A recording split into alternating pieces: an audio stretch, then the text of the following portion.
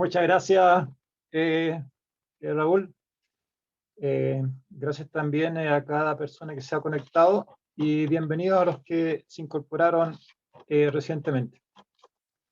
Sí, bueno, justamente, Raúl, la idea en este tema, ¿cierto?, es poder despejar esa duda. ¿Cuál es el mayor temor de Satanás? Y también despejar otras dudas más. Por ejemplo, ¿cuál es la clave para cambiar completamente nuestra conducta? Y algunas otras cosas más, sin duda. Eh, antes de, antes de partir con el tema, quisiera hacerle algunas preguntas. El que quiera, cierto, puede responder. ¿Alguno de ustedes podría decir algún elemento que hayan tenido en común Juan y Mateo y que no tuvieran los otros apóstoles? Un elemento en común que tuvieron Juan y Mateo y no tuvieron los otros apóstoles. Eh, bueno, Hola, Juan, ¿sí? se me vino a la mente que ambos en sus textos que Dios les inspiró hablan de la venida de Jesús. Ya, sí. Aunque también creo que otros apóstoles lo hicieron. Por ejemplo, el Sí, apóstol sí, verdad. Pedro, el Bueno, apóstol Pablo. Bueno, aquí, por lo menos lo que yo vi, una de las cosas que tuvieron en común y que no, los otros apóstoles no lo tuvieron, fue que Juan y Mateo escribieron un evangelio, el evangelio de Mateo y el evangelio de Juan. Otra pregunta, ¿qué tuvieron en común Pedro, Juan y Mateo? Ahora, Pedro, Juan y Mateo.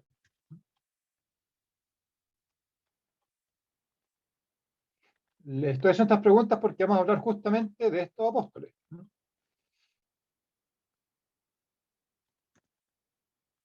Bueno, Pedro, Juan y Mateo, cada uno escribió al menos un libro de la Biblia. Mateo el Evangelio, que Juan escribió el Evangelio de San Juan, ¿cierto? Primera, segunda y tercera Juan, y el Apocalipsis. Y Pedro escribió, ¿cierto? Primera y segunda de Pedro. Y la última pregunta, ¿qué tuvieron en común? Ojalá alguno me responda. Pedro, Juan y Santiago, el hermano de Juan. ¿Qué tuvieron en común Pedro, Juan y Santiago?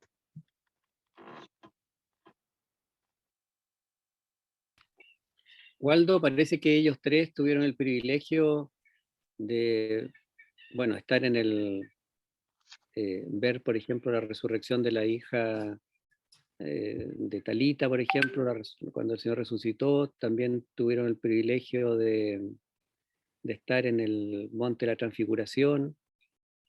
Tuvieron varios privilegios que los otros discípulos no tuvieron. Exactamente. Cuando Jesús subió al monte de la Transfiguración, solamente llevó a 3 discípulos, a Pedro, Juan y Santiago. También, otro ejemplo, también cuando Jesús, en la noche que fue entregado, fue al Getsemaní a orar, pidió que se acercaran más a él y que lo acompañaran de más cerca, justamente Juan, Pedro y Santiago. Bueno, en esta mañana, ¿cierto? Queremos también ver qué decisión en común tomaron Mateo, Pedro, Juan y Santiago. ¿Qué decisión en común tomaron?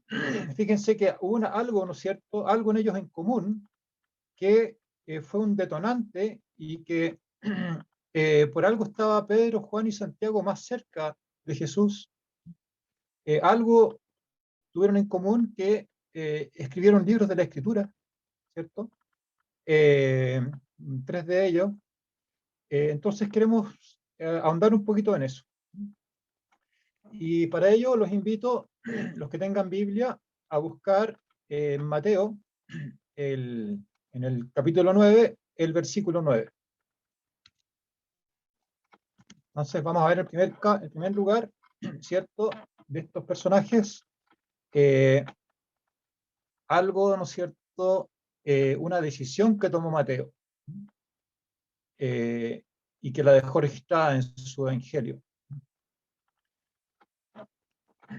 En Mateo 9:9. Tal vez lo tienes, Raúl, no sé si lo podrías leer, por favor. ¿Lo leo? Ya, ¿Lo leo, por Gordo? favor. Ya. Ya. Sí. Dice, cuando Jesús salía de allí, vio en la oficina de los tributos a un cobrador de impuestos llamado Mateo y le dijo, sígueme. Y él se levantó y lo siguió. Ujú.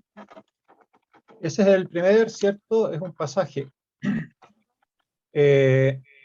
Mateo, entonces acá se nos relata, era un cobrador de impuestos, ¿cierto? Un publicano. Ujú. Estaba Jesús pasando, dice por ahí, y lo vio, ¿no? Vio a Mateo. Él estaba sentado al banco de los tributos, o sea, Mateo estaba trabajando en su oficio. Y Jesús le dijo, sígueme. Y Mateo no se complicó, no se complicó. Dice que se levantó y le siguió. Y después uno puede, siguiendo, si uno continúa estudiando el libro de Mateo, uno puede ver a dónde lo siguió. ¿A dónde siguió Mateo a Jesús? Si uno sigue leyendo el libro de Mateo, se da cuenta que Mateo siguió a Jesús a todos lados, mientras él estuvo con vida. Se convirtió en su discípulo. Mateo, ¿cierto? En un instante, en un momento, cambió su vida, tomó una decisión, escuchó el llamado a Jesús y Mateo hizo algo, lo más sencillo que alguien podía hacer, se levantó y le siguió. Si leemos el mismo texto, pero ahora en Lucas, en el capítulo 5, versículos 27 al 29, Lucas 5, 27 al 29.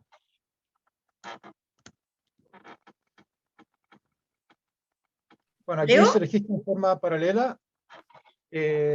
Bueno, por favor. Después de estas cosas salió y vio a un publicano llamado Leví sentado al banco de los tributos públicos y le dijo, sígueme. Y dejándolo todo se levantó y le siguió. Y Leví le hizo un gran banquete en su casa y había mucha compañía de publicanos y de otros que estaban a la mesa con él. Muchas gracias. Si se fijan acá, el primer versículo que leyó Lorena prácticamente es igual al anterior. Dice que después de estas cosas salió Jesús, ¿cierto? Y vio a un publicano llamado Leví, que es Mateo también, sentado al banco de los tributos y le dijo, sígueme. Y en el versículo 28 hay una pequeña diferencia respecto al versículo anterior. El versículo 28 dice, y dejándolo todo, se levantó y le siguió. Mateo, ¿cierto? Llegó a ser el evangelista que fue, llegó a ser discípulo de Jesús, tuvo un cambio radical en su vida porque lo dejó todo y le siguió. ¿Qué significaba para Mateo dejar todo?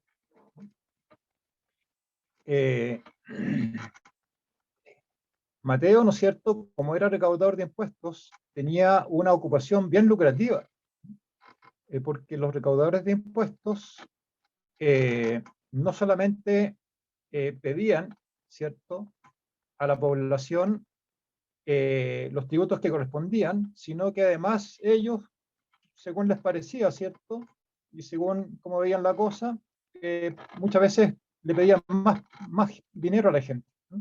Así que se quedaban con esa diferencia.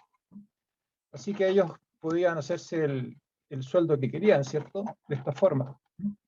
una profesión respaldada por los romanos, así que tenían, por así decirlo, la autoridad a su favor.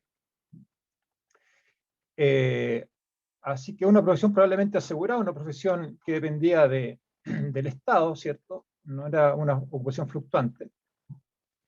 Pero no solamente dejó esa ocupación, Mateo, sino que también, ahí nos decía, ¿no es cierto?, en el versículo 29, que hizo un gran banquete en su casa, y había mucha compañía de publicanos y de otros que estaban a la mesa con ellos. Por lo tanto, también Mateo tenía un entorno social, ¿cierto? Dejó probablemente amigos, adinerados también porque eran publicanos, ¿cierto? Probablemente con influencias. Y no solamente eso, porque también decía que hizo un gran banquete en su casa. Por lo tanto, cuando Mateo dejó todo, también dejó su casa, sus muebles, ¿cierto? Y lo que a lo mejor le costó años tener, construir, etcétera. Dejó sus vecinos, ¿cierto? Sus barrios, tal vez su pueblo, ciudad natal, o donde vivía, ¿cierto? Su localidad. Lo dejó todo. Por si fuera poco, en Mateo 8:20, si alguien puede leer Mateo 8:20, nos dice cuál fue el cambio que hizo Mateo, porque a veces uno puede estar dispuesto a dejar todo, a lo mejor irse a otro país, pero con la expectativa, ¿cierto?, de a lo mejor obtener una mejor remuneración, estar en mejores condiciones, una mejor salud, después una mejor jubilación. Pero ¿qué dice Mateo 8:20? ¿La leo, Waldo? Ya, por Jesús favor. le contestó: las zorras tienen cuevas y las aves del cielo nido, pero el Hijo del Hombre no tiene dónde reclinar su cabeza. Gracias, Pilar. Ujú. Entonces, podemos ver que Mateo dejó todo, pero Así no es. pensando en una ganancia mayor desde el punto de vista material. Porque si se fijan, en Mateo 8:20, o sea, antes de este episodio, ya Jesús había declarado que él no tenía dónde recostar su cabeza. Y ese era el líder que Mateo decidió seguir, dejar todo por seguir a Jesús, ¿cierto? Que desde el punto de vista material no había ninguna ganancia aparente.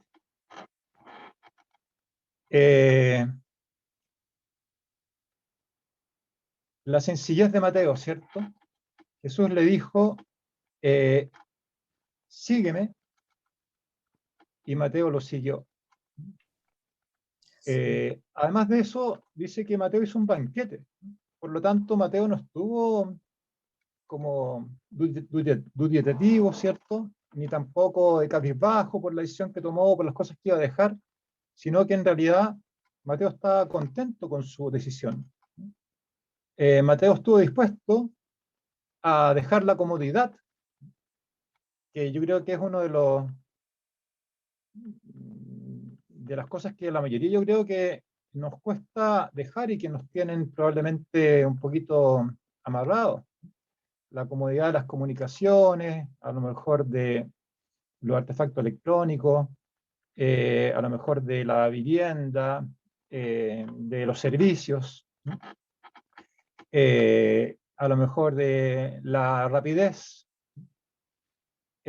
Bueno, Mateo estuvo dispuesto a dejar todo.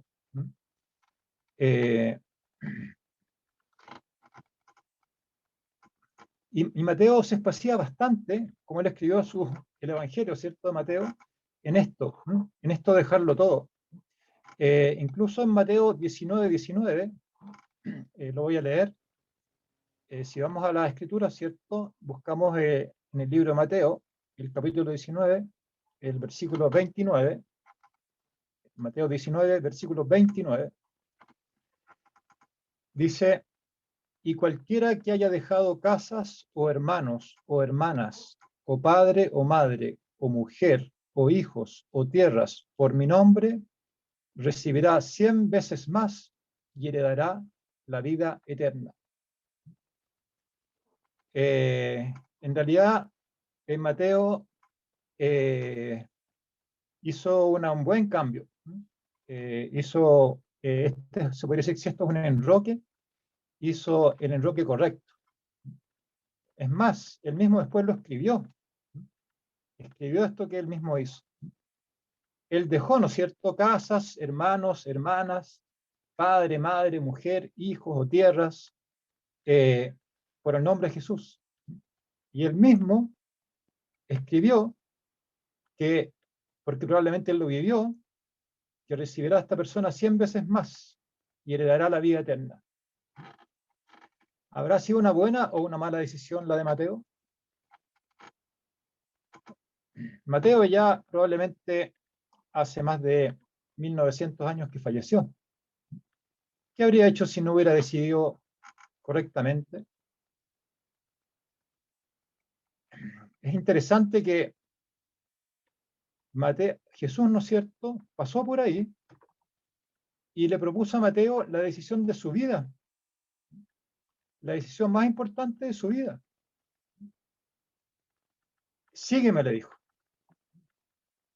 Y Mateo respondió positivamente. No cabe duda que esto quedó escrito, ¿cierto?, para que nosotros pensemos en esta misma situación.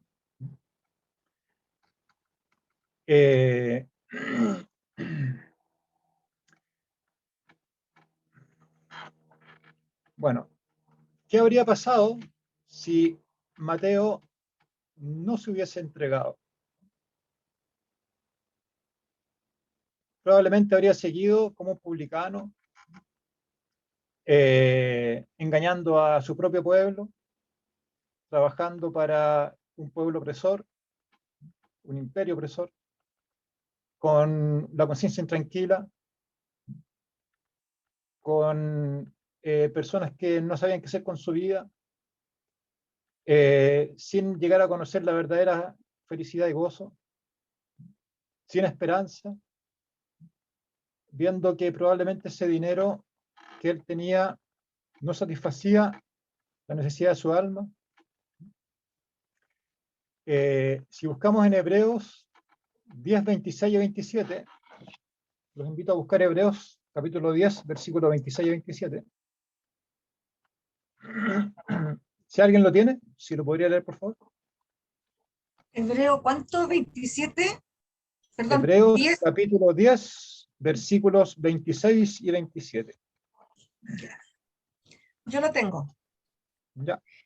Si voluntariamente seguimos pecando después de haber recibido el conocimiento de la verdad, ya no queda más sacrificio por los pecados, sino una horrenda espera del juicio y del furor del fuego que ha de devorar a los adversarios. Muchas gracias.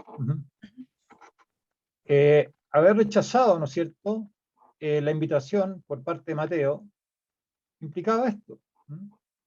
Si pecáramos voluntariamente después de haber recibido el conocimiento de la verdad, ya no queda más sacrificio por los pecados, sino una horrenda expectación de juicio y hervor de fuego que ha de devorar a los adversarios.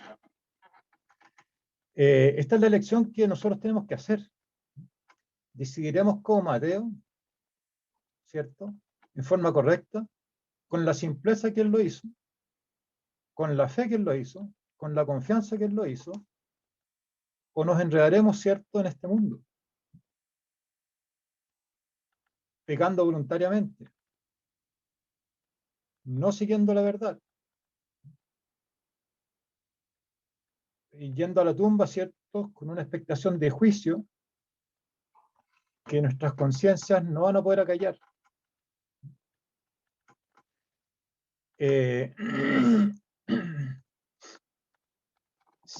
Y Mateo insiste, ¿no es cierto?, en este punto. Me parece que para él era muy relevante, porque si leemos, por ejemplo, en Mateo el capítulo 13, y del versículo 44 al 45, lo voy a leer, es un pasaje bien conocido, Mateo capítulo 13, versículo 44 al 45, está la parábola pequeñita, ¿cierto?, del tesoro escondido.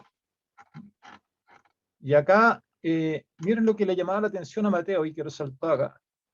Dice, además, el reino de los cielos es semejante a un tesoro escondido en un campo, el cual un hombre halla y lo esconde de nuevo, y gozoso por ello va y vende todo lo que tiene y compra aquel campo.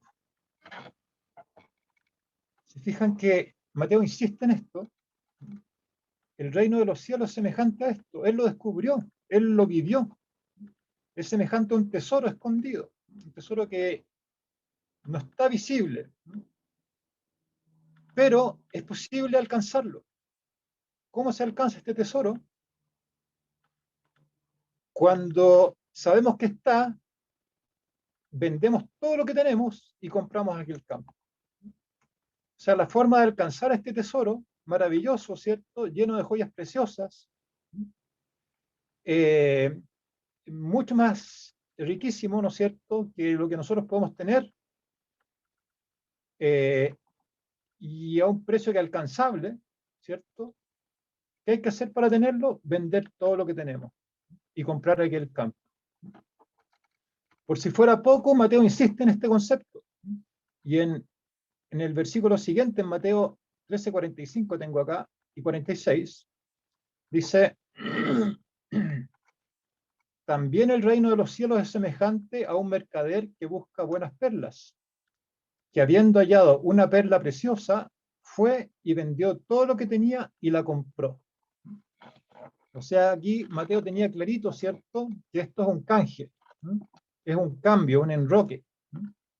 Hay que desprenderse de lo que uno tiene, ¿cierto?, para obtener la perla preciosa, la perla más maravillosa, una perla sin igual, la mejor perla del mundo. Hay que vender, ¿no es cierto?, todo lo que tenemos para tener ese tesoro. Es un canje, hay que dejar una cosa y tener algo mejor. Algo mejor. Hacerlo con fe, ¿cierto? Es interesante que, como algo ya mencioné, ¿cierto?, ser cobrador de impuestos era una profesión completamente deshonrosa. Eran instrumentos de la opresión romana, o sea, ni siquiera eran de un imperio, sino que eran un imperio opresor. Eran extorsionadores, ¿no?, que actuaban por cuenta propia. Defraudaban a la gente, la oprimían, eran aborrecidos y despreciados, eran considerados parias sociales y parias religiosos. Y a esa persona Jesús invitó a seguirlo, y esa persona aceptó. ¿No nos estará invitando Jesús también a nosotros? Si invitó a Mateo, ¿no es cierto?, que era un pecador, ¿no nos estará invitando también a nosotros a dejar todo lo que tenemos, que somos también pecadores, tanto más que él? Porque tal vez tenemos más luz que él cuando tomó esa decisión. Un paria, ¿cierto?, es una persona que está excluida de las ventajas que gozan los demás. Un paria. Incluso en su trato también está excluido. Es considerado inferior. Pero tomó la decisión correcta. Cuando ocurrió el llamado, él lo aceptó. Y su vida fue completamente transformada. ¿Cuál será entonces tu respuesta a este llamado a Jesús? Bueno, les voy a compartir pantalla. Ahora tengo la segunda parte del tema en una presentación. Bueno, en esa diapositiva, ¿cierto?, solamente quiero representar la sencillez que verdaderamente representa esta decisión. Mateo se levantó y le siguió. Y eso es en realidad. Porque estamos siguiendo a alguien que es más poderoso para hacer las cosas mejores de las que estamos dejando. Así que no es una un salto al vacío. Es un salto de fe para algo mejor. Bueno, dijimos que también íbamos a analizar qué tenía en común Mateo, ¿cierto?, con Santiago, hermano de Juan, con Juan y con Pedro. Para ello vamos a leer ahora el Evangelio de Lucas en el capítulo 5, del versículo 1 al 11. Acá lo compartí en pantalla, como es más largo, para que todos puedan seguir la lectura. Lo voy a leer. Lucas capítulo 5, entonces, versículos 1 al 11. Aquí está, ¿no es cierto?, el episodio que se conoce como la pesca milagrosa. Y ocurre en el lago de Genesaret, que también es llamado el lago de Galilea, ¿cierto? Donde estaban estos pescadores, que era Juan, Pedro, Jacobo, también llamado Santiago, y también estaba Andrés. En otro evangelio nos dice que también estaba Andrés. Veamos lo que nos comenta de este episodio en ese lugar. En este caso relatado por Lucas.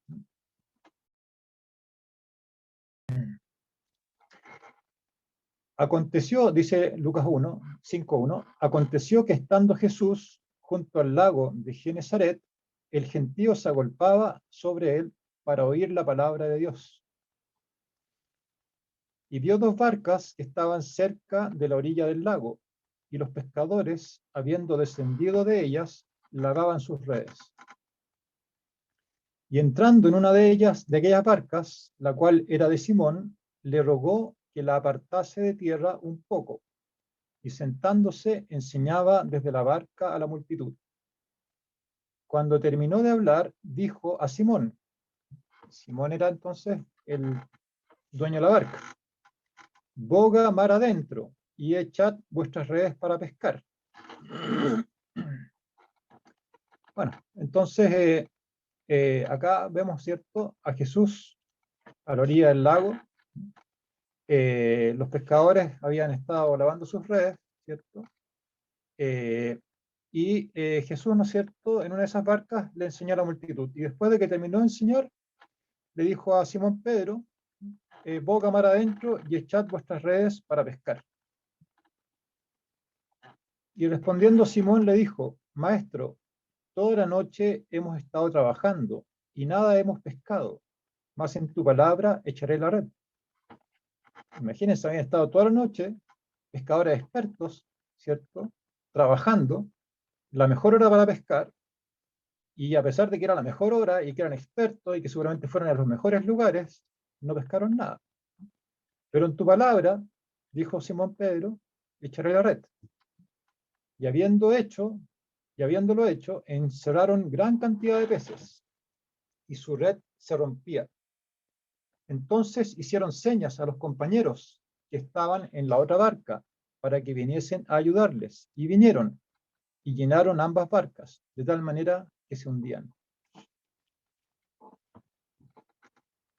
Bueno, acá, ¿cierto?, sucede lo impensado. Cuando era la mejor hora para pescar, no pescaron nada, extrañamente, y cuando la hora no era la mejor hora, ¿cierto?, era la peor hora, encerraron gran cantidad de peces. Tanto así que tuvieron que auxiliarlos los que están en la otra barca. Y los que están en la otra barca, ¿cierto?, eran Jacobo y Juan. Y Pedro estaba con Andrés. Eso también aparece en otro evangelio. Así que dice que al ver esto, Simón Pedro cayó de rodillas ante Jesús, diciéndole, apártate de mí, Señor, porque soy hombre pecador. Porque por la pesca que habían hecho, el temor se había apoderado de él y de todos los que estaban con él. Y asimismo de Jacobo y Juan, hijos de Zebedeo, que eran compañeros de Simón. Pero Jesús dijo a Simón, no temas, desde ahora serás pescador de hombres. Y cuando trajeron a tierra las barcas, dejándolo todo, le siguieron. Otro episodio similar al anterior, al de Mateo. Nuevamente vemos, ¿cierto?, a personas realizando su oficio, en pleno trabajo. En este caso, estaban limpiando las redes, cansados, ¿cierto?, después de haber pasado una noche en vela, ¿cierto?, tratando de pescar, y ni siquiera habían pescado, probablemente un poco defraudados. Pero había ocurrido esta pesca sobrenatural, ¿cierto?, de una cantidad enorme, sin igual, de peces. Así que después de que trajeron todos esos peces a la orilla, ya pescados, ¿cierto?, dice que estas personas, ¿no es cierto?, Jacobo, Juan y Simón, dejándolo todo, le siguieron. Lo mismo que hizo Mateo. Mateo, ¿cierto?, dice, cuando Jesús le dijo, sígueme, se levantó y dejándolo todo lo siguió. Acá, ¿no es cierto?, ya vemos que tenían en común estos discípulos. Cuando trajeron a la tierra las barcas, dice que también, dejándolo todo, le siguieron. Decisiones rápidas, no complicadas. Dejándolo todo, entonces, lo siguieron. Bueno, este es uno de los... A veces, ¿cierto?, cuando se presenta un tema, uno quisiera que algunas ideas quedaran, ¿cierto? Bueno, esta es una idea, ¿no es cierto?, que creo que es de las que se quiere enfatizar en esta mañana. Dejándolo todo, lo siguieron.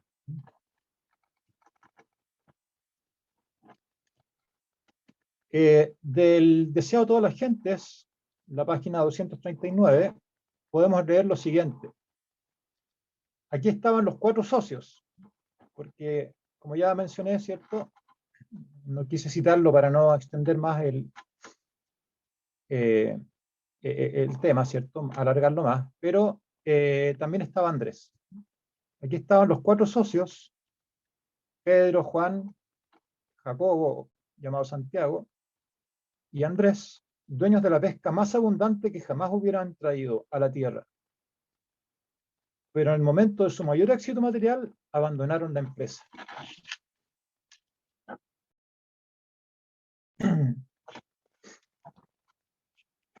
En el pic, ¿no es cierto?, cuando era más exitosa la empresa, cuando tenían las perspectivas de hacerse tal vez ricos con ese nivel de pesca, o con ese amigo que era Jesús, que podía hacerlos pescar, ¿no es cierto?, tal vez 5 o 10 veces más de lo que pescaban habitualmente. Pero en ese momento no pusieron su mirada en los aspectos materiales, sino que pusieron en su mirada en Jesús. Y abandonaron la empresa en el mejor momento.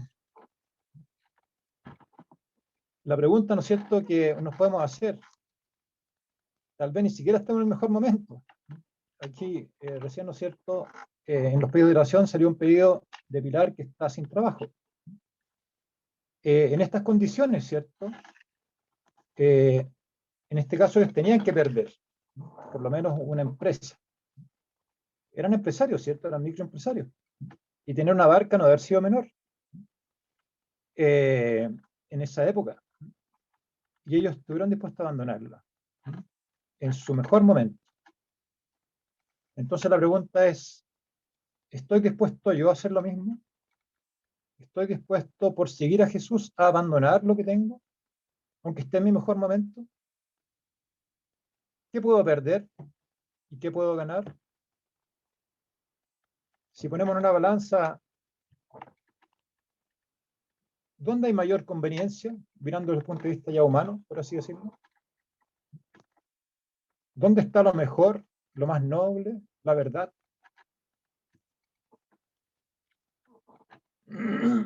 Comentando este mismo pasaje, ¿cierto?, en el comentario bíblico adventista se menciona lo siguiente: la decisión de disolver su exitosa sociedad pesquera para participar de una sociedad mucho más elevada, con Jesús como pescadores de hombres, fue hecha en forma instantánea y sabiendo bien lo que hacían. O sea, no estaban enajenados, ¿cierto? Estos discípulos. No fue un impulso así emotivo. Ellos sabían bien lo que hacían. Sabían que estaban dejando algo, pero para participar de una sociedad mucho más elevada, con Jesús, como pescadores de hombres. Ellos no eran personas tampoco solitarias, por así decirlo, que no tenían responsabilidades familiares. Sabemos que Pedro era casado. Y acá también se indica, dice, no necesitaron tiempo para cavilar ni para hacer provisión para las necesidades de sus familias. ¿Por qué? Porque estaban confiando en Jesús. No es que hayan sido responsables tampoco, pero estaban confiando en el dueño de todas las cosas que hay en el mundo. Estaban confiando en aquel para quien todo es posible, en el omnisapiente, omnipotente, en el omnipresente, en Dios.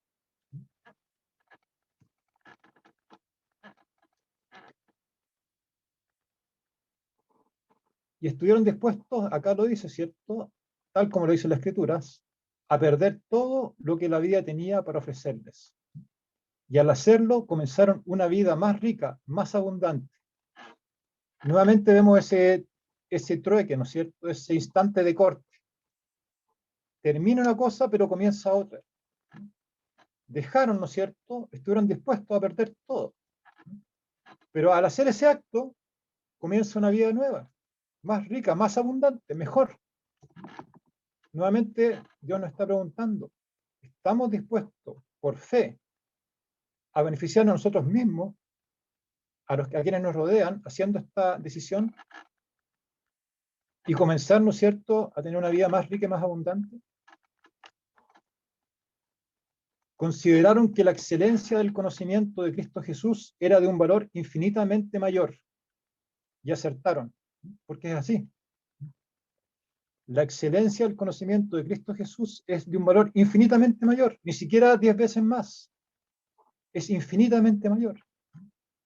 Porque no hay comparación entre la muerte y la vida. No hay comparación entre la muerte eterna y la vida eterna. No hay comparación entre la verdad y el error. No, ni siquiera hay comparación, es infinito. Es infinito. Esa misma invitación, gracias al sacrificio de Jesús, es posible que la podamos tomar nosotros. Esa misma sencillez de decisión la podemos hacer nosotros.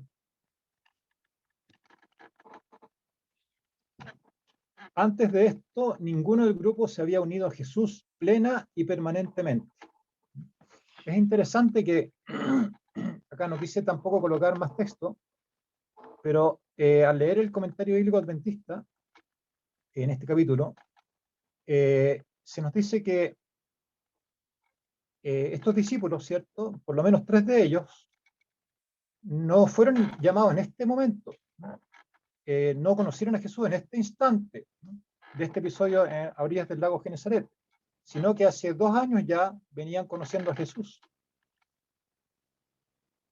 Y ellos cavilaban, ¿no es cierto?, entre este mundo y Jesús.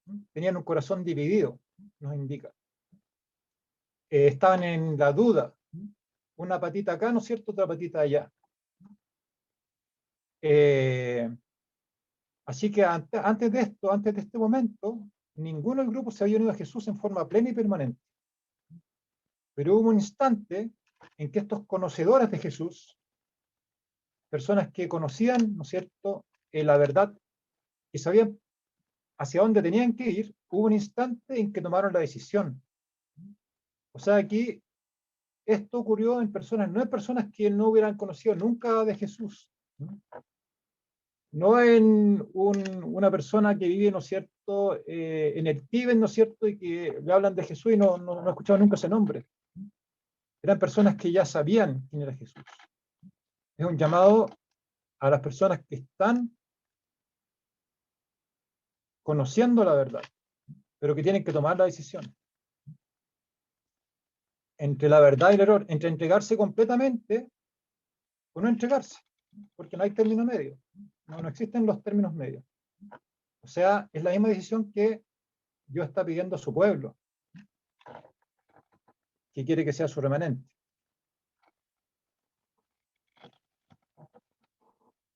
Aquí está clarito, ¿cierto? En Lucas 14:33. Así pues, cualquiera de vosotros que no renuncie a todo lo que posee, no puede ser mi discípulo.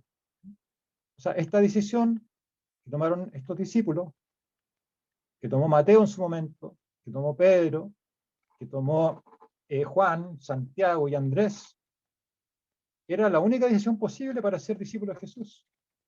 Porque si no renunciamos a todo, no podemos ser discípulos de Jesús.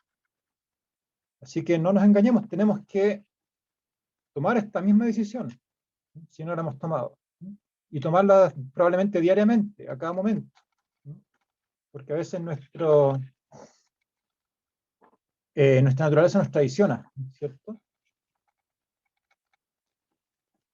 ¿Qué dejaron en este caso estos discípulos que estaban en la barca, en las dos barcas? Dejaron el trabajo que les daba su sustento. Probablemente muchos de nosotros tengamos un sustento, o un trabajo, o una ocupación. Dejaron su estilo de vida, algo a lo cual estaban acostumbrados, ¿cierto? Una rutina, ciertos hábitos. Dejaron su comodidad, ya lo vimos, ¿cierto? Jesús no tenía dónde recostar su cabeza, y además de eso iba de pueblo en pueblo, de aldea en aldea, de ciudad en ciudad, de campo en campo. Dejaron sus amigos y familiares, probablemente no completamente, pero por algunos lapsos de tiempo, ¿cierto? No los veían. Dejaron su lugar de residencia. La persona que vendía a lo mejor en la esquina era el almacenero, el vecino, ¿cierto? Los lugares donde iban a comprar, a lo mejor los centros de salud donde se atendían. En resumidas cuentas, perdón, quitaron todo impedimento.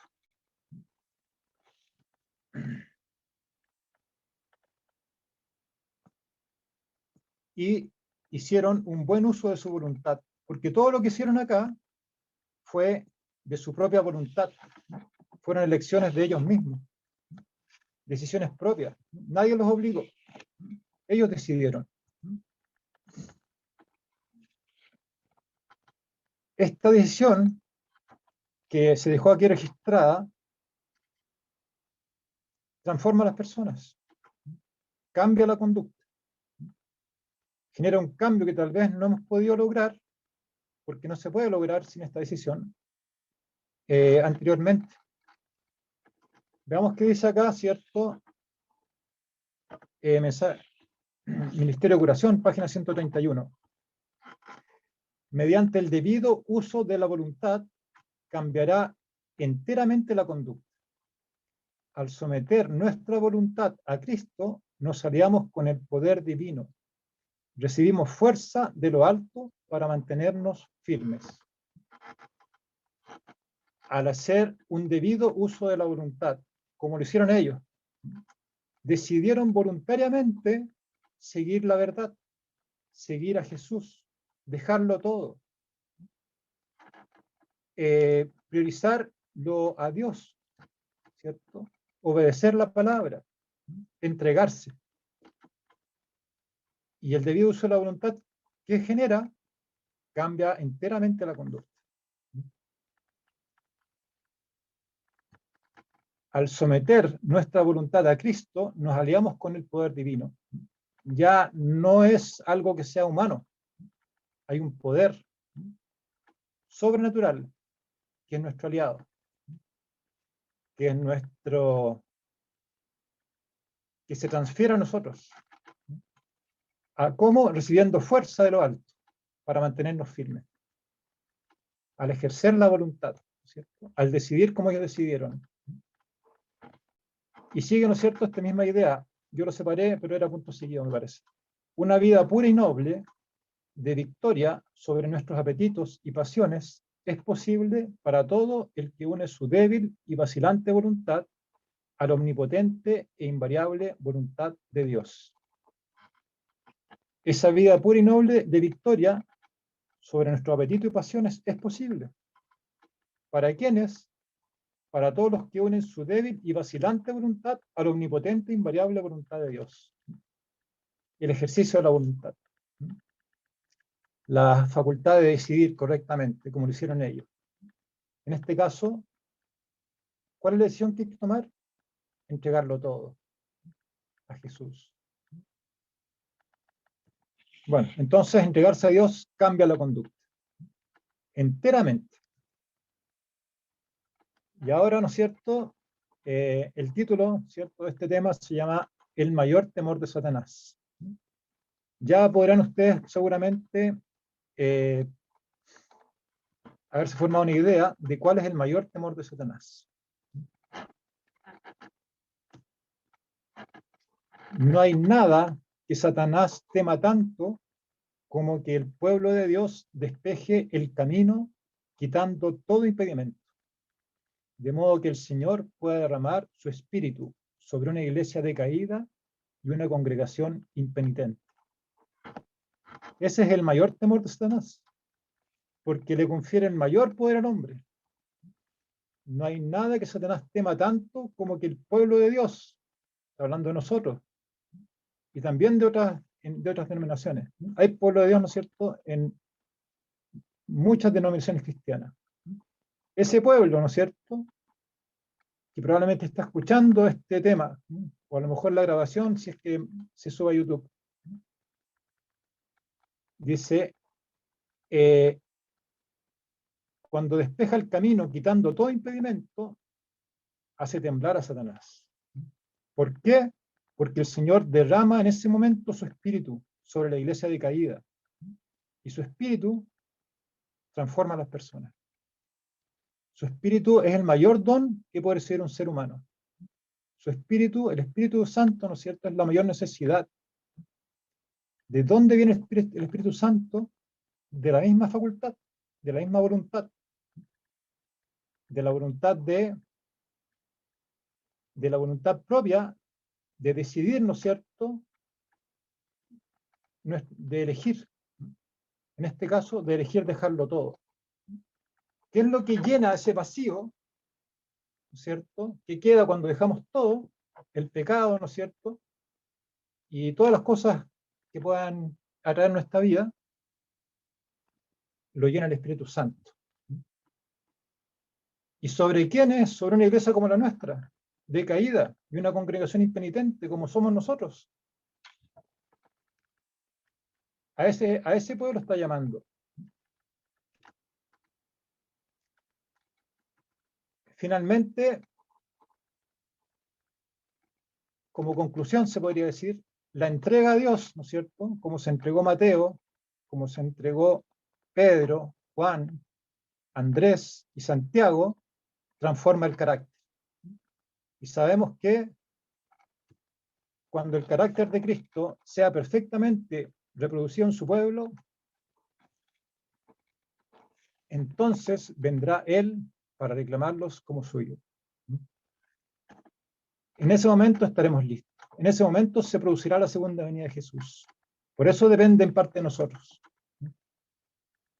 Porque cuando el carácter de Cristo sea perfectamente reproducido en su pueblo, porque su pueblo tiene el Espíritu Santo, porque su pueblo ejerció correctamente su voluntad, porque prefirió dejarlo todo por seguir hacia Jesús, entonces vendrá Él para reclamarlos como suyos. Eso, hermano. Bendiciones.